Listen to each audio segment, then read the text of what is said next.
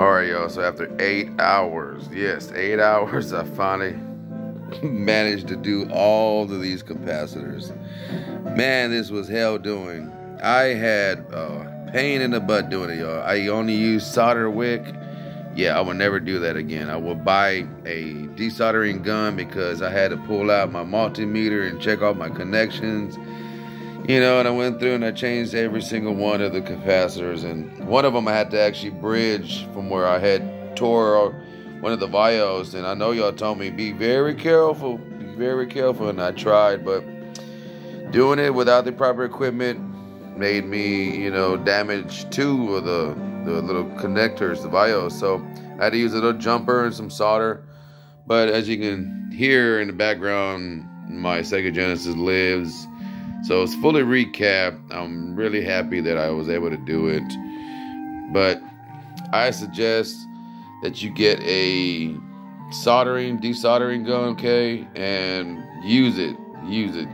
Because this was a lot of work. Now, I've done my Sega Saturn. It had surface-mounted component cables. Surface-mounted capacitors. And I did my Super Nintendo down there. I've done my Super Famicom right over here. I need to put it together after I retrobite the shell. But those are really, really easy. This Sega Genesis was really difficult, y'all. This was my hardest, out of every single one of my console systems that I've done so far with having to do any soldering. Yeah, this really sucked. So putting them all back together was really easy, but taking them out. So yeah, y'all.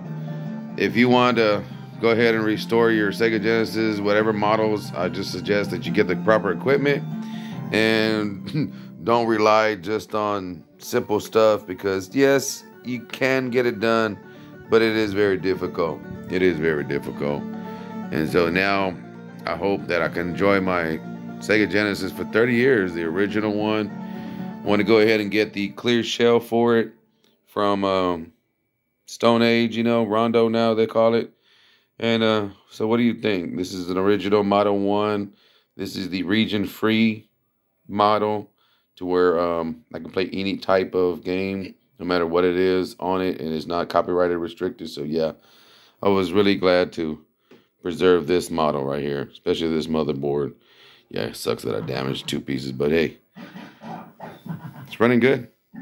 It actually improved the audio and the picture. It cleared it up a lot, man. I've already used HD Retrovision component cables, but God, look how beautiful it looks. Yeah, this is I can't remember what the name of this game, but it's an awesome game. All right, y'all. With that, I'm gonna let you go. So until next time, peace and much love from Joe's Retro World.